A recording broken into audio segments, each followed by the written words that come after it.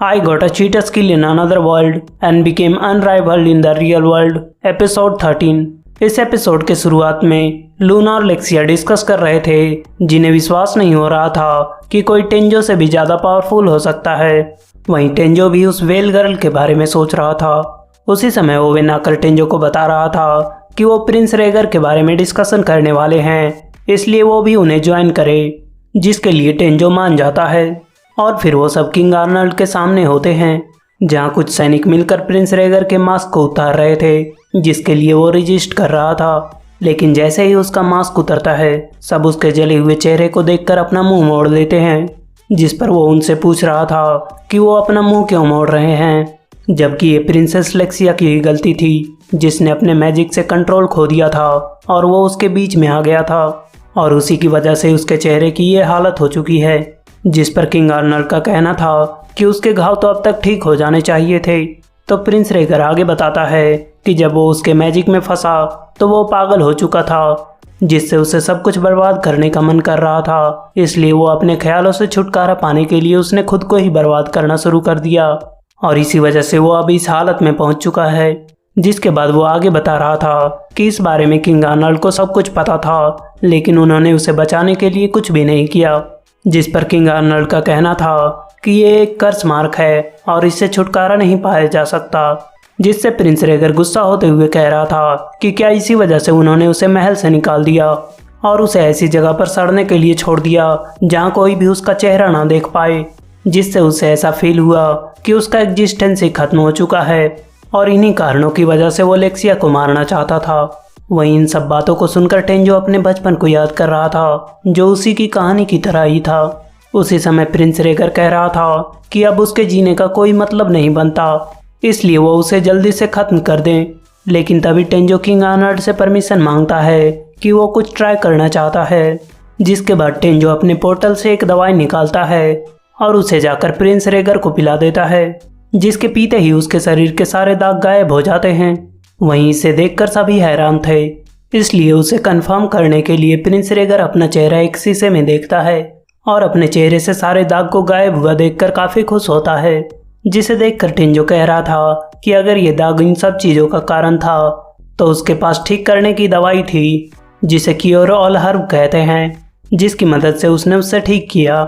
लेकिन इस बात को सुनकर वहाँ पर मौजूद सभी लोग हैरान हो जाते हैं, जिससे टेंजो को समझ में आ गया था कि क्योर ऑल हर्ब बहुत रेयर है, इसलिए ये सब हैरान हैं।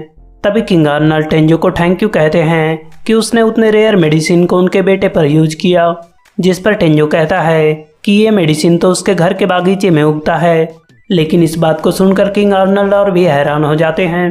वहीं इसी बीच प्रिंस रेगर हंसते हुए कह रहा था कि उसके चेहरे के दाग तो खत्म हो चुके हैं, लेकिन इसका कोई फायदा नहीं है क्योंकि उसे मौत की सजा मिल चुकी है। जिसे सुनते ही लेक्सिया किंग आर्नल्ड से पूछती है कि प्रिंस रेगर का गुनाह क्या है। जिस पर किंग आर्नल्ड बताते हैं कि उसने उस पर हमला करने की कोशिश की थी। तो इस बात पर प्रिंसेस लेक्सिया कहती है कि वो उसके गुनाहों के लिए उसे माफ़ करती है। तभी रेगर कह रहा था कि ये सब इतना आसान नहीं है, लेकिन लेक्सिया कहती है कि वो उसकी विक्टिम है और उसे माफ़ करने का पूरा हक है। जिसके लिए किंग आर्नल्ड नहीं मान रहे थे और कह रहे थे कि उसने उन पर भी हमला करने की कोशिश की थी। तो लेक्सिया कहती है कि अगर ऐसा है तो वो भी उसे माफ़ कर दें, और जब वो इससे भी मना करने लगते हैं तो लेक्सिया उन्हें डांट कर मना लेती है, जिससे प्रिंस रेगर की डेथ पेनाल्टी खत्म हो जाती है। जिस पर प्रिंसेस लेक्सिया कह रही थी कि वो फिर से उससे दोस्ती करना चाहेगी। वहीं लेक्सिया को ऐसा बिहेव करता देखकर प्रिंस रेगर भावुक होकर रोने लगता है। जिसके बाद प्रिंस रेगर के डेथ पेनाल्टी को खत्म कर दिया गया था, लेकिन सजा के तौर पर उसके महल और ज़मीन को जब्त कर लिया जाता है। वहीं बातों बातों में वो सब डिस्कस करने लगते हैं कि टेंजो को प्राइज में क्या दिया जाए। जिस पर लेक्सिया और लूना कह रही थी कि प्राइज के तौर पर उनकी शादी टेंजो से करवा दी जाए, जिसके लिए वो दोनों ही एक दूसरे से लड़ने लगते हैं। वहीं प्रिंस रेगर किंग आर्नल्ड के कानों में कुछ फुसफुसाता है, जिसके बाद वो ये डिसाइड करते हैं कि जितनी भी चीज़ों को प्रिंस रेगर से जब्त किया गया है उसे टेंजो को दे दिया जाए, और साथ ही साथ उसे रॉयल नाइट की उपाधि भी दे दी जाए। और फिर टेंजो एक रूम में था, क्योंकि आज रात उसे महल में ही रुकना था, लेकिन आज बहुत ज़्यादा काम करने के कारण वो काफ़ी थक चुका था, इसलिए वो तुरंत ही सो जाता है।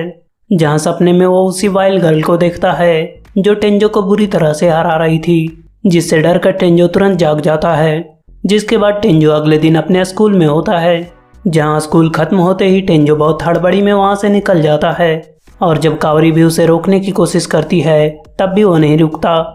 वहीं रास्ते में जाते हुए टेंजो उसी वाइल्ड गर्ल के बारे में सोच रहा था, जिसके बारे में टेंजो को अभी तक कुछ भी नहीं पता। उसी समय पावर ऑफ वाइल्ड को सुनकर उसे मास्टर उसागी की बात याद आती है, जो उसे बता रहे थे कि वाइल्ड का जन्म निगेटिव इम्पैक्ट्स के क्रिस्टलाइजेशन के द्वारा होता है।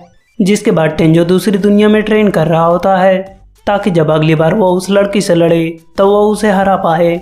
इसी बीच नाइट कुछ महसूस करके उस पर गुर्रा रहा था, जिस पर जैसे ही टेंजो का ध्यान जाता है तभी उस पर अचानक से कोई हमला कर देता है, जिससे टेंजो बाल बाल बच गया था। लेकिन वो अभी भी हमला करने वाले को देख नहीं पा रहा था। तभी टेंजो उससे पूछता है कि वो कौन है और वो उस पर हमला क्यों कर रही है, जिस पर वो बताती है कि वो उसके लिए खतरा है और वो उसके बदला लेने के प्लान में बाधा बन सकता है।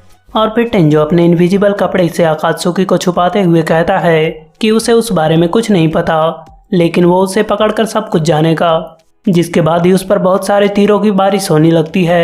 वहीं इसी बीच हम देख रहे थे कि कावरी टेंजो के घर के बाहर खड़ी है, जो टेंजो के साथ पढ़ाई करने आई थी। इसलिए वो दरवाजे को खुला देखकर वो भी दूसरी दुनिया में पहुंच जाती है, जहां उसे टेंजो की बात याद आ रही थी, जिसने उसे वार्न किया था कि उस फेंस के बाहर बहुत सारे मॉन्स्टर रहते हैं।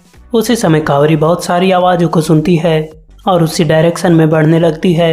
वहीं वो वाइल्ड गर्ल ही थी, जो टेंजो पर लगातार अटैक किए जा रही थी, जिस पर टेंजो उससे पूछ रहा था कि उसने ऐसा क्या कर दिया कि वो उससे बदला लेना चाहती है। तो वो कहती है कि उसे इस बारे में जानने की कोई ज़रूरत नहीं है। और फिर वो दोबारा उस पर अटैक करने लगती है, जिससे टेंजो बचते हुए उसे एक जोरदार का किक मारता है।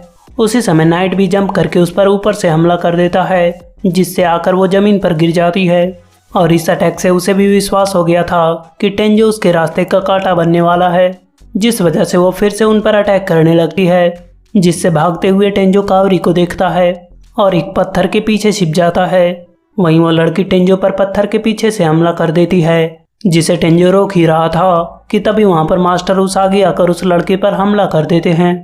और फिर वो उस लड़के का नाम यूती बताते हैं, जो डिवाइन आर्चर की सक्सेसर थी, जो कह रही थी कि वो अपने मास्टर का बदला जरूर लेगी।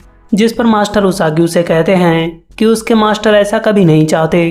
तो वो गुस्सा होते हुए कहती है कि वो उसके मास्टर के बारे में क्या जानते हैं। जब वहाँ पर वेल का हमला हुआ तो किसी ने भी वहाँ आने की जरूरत नहीं की, लेकिन उसके मास्टर ने अकेले ही लड़कर सारे इंसानों को बचाया। जिसके बाद सारे इंसानों ने ही उसे धोखा दे दिया और वो मारे गए। जिस पर मास्टर उसागी का कहना था कि दुनिया की रक्षा करना एक डिवाइन की ड्यूटी होती है और वो इसके लिए किसी भी नतीजे को अपना लेते हैं, लेकिन जो अपने डिवाइन स्किल को वाइल्स के रूप में यूज करता है वो भी पनिशमेंट का हकदार होता है। वहीं यूती का कहना था कि उसने डिवाइन स्किल को इनहेरिट किया, लेकिन उसने डिवाइन टाइटल को कभी भी इनहेरिट नहीं किया। और ऐसा कहते ही वो फिर से उन पर हमला करने लगती है, जिस पर जब टेंजो उस पर अटैक करने जाता है तो वो बिना देखे ही उस पर हमला करवा देती है, जिसे देखकर मास्टर उसागी उसे उनके मूव को कॉपी करने को कहते हैं। जिसके बाद जब वो उस मूव को दोहराता है तो वो यूती के मूव को नाकाम कर देता है। तभी नाइट आकर उसके पैरों को काट लेता है और उसी समय मास्टर उसागी उस पर हमला करके उससे नीचे गिरा देते हैं। जिसके बाद वो गुस्सा करते हुए उठती है और कहती है कि वो सब कुछ नष्ट कर देगी, जिसके ऐसा कहते ही उसकी बॉडी ब्लैक ऑरा से गिर जाती है। वहीं मास्टर उसागी बता रहे थे कि उसने पावर ऑफ वाइल्ड को हासिल कर लिया है और एक वाइल्ड गॉड बन चुकी है।